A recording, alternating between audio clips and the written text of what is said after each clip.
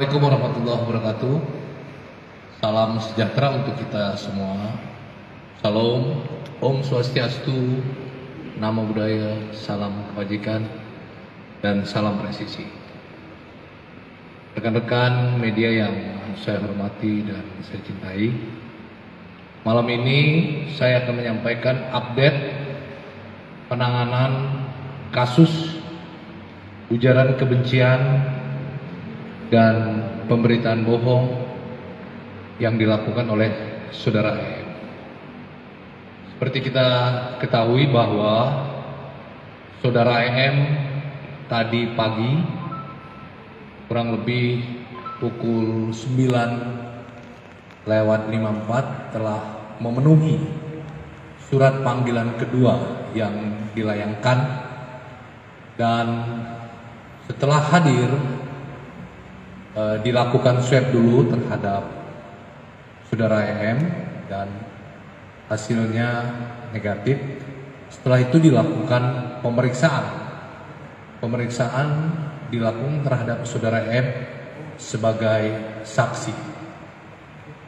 Pemeriksaan berlangsung dari pagi hingga pukul 16:15. Itu pemeriksaan sebagai saksi. Setelah dilakukan pemeriksaan sebagai saksi dan memperhatikan dengan beberapa bukti, pemeriksaan saksi dengan jumlah 55 orang, terdiri dari 37 saksi dan 18 ahli. Saksi ahli terdiri dari saksi ahli bahasa, saksi ahli sosiologi hukum, saksi ahli pidana, ahli ITE, analisis medsos, digital forensik, dan antropologi hukum. Setelah itu penyidik melakukan gelar perkara. Hasil dari gelar perkara, penyidik menetapkan status dari saksi menjadi tersangka. Kemudian hasil pemeriksaan penetapan tersangka mendasari penerapan pasal 45A ayat 2 junto pasal 28 ayat 2 Undang-Undang ITE.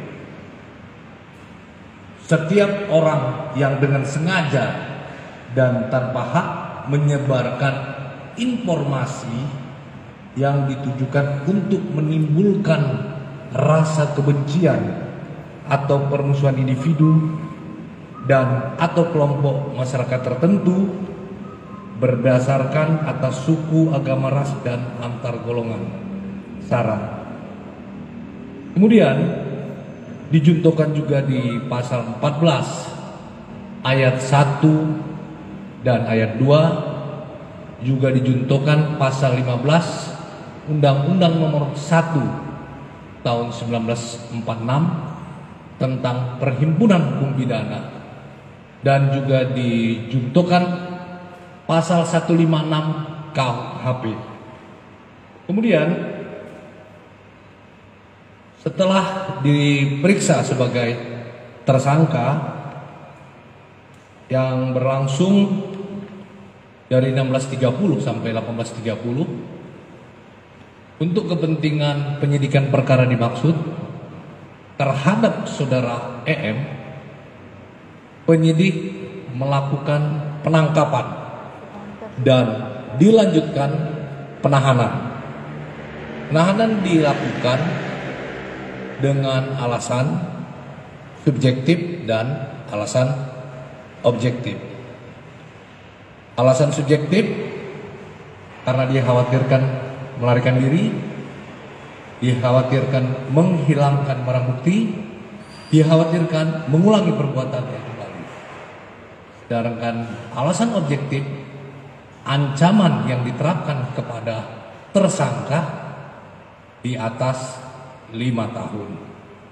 Demikian teman-teman. Cukup jelas ya. Terima kasih. Wassalamualaikum warahmatullahi wabarakatuh. Kan jelas sih.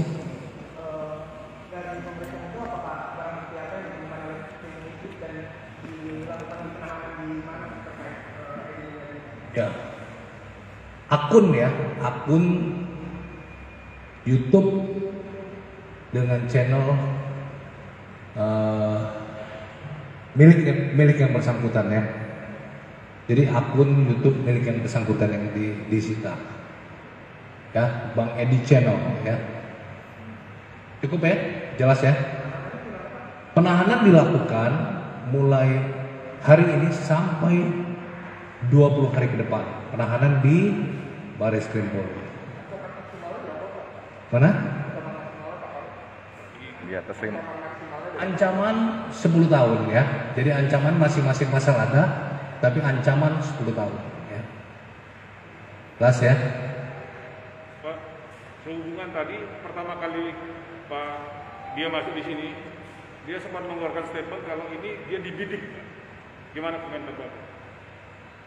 Ya, sekali lagi penyidikan ini dilakukan secara objektif, ya, proporsional dan profesional, ya. Oke? Pak, kami langsung dari Kalimantan, Pak. Teman-teman dari Kalimantan menanyakan mengenai hukum adat yang diberlakukan sesuai dengan permintaan yang diajukan kepada. Oke, baik, paham saya. Kami melakukan, saya bilang tadi, proporsional. Proporsional itu Polri melakukan penyidikan pidana, ya. Tentu proses ini sesuai dengan ranah dari kepolisian, penyidikan tindak pidana, ya Pak ya. Makanya tadi saya bilang proporsional. Baik teman-teman, terima kasih. Wassalamualaikum warahmatullahi wabarakatuh.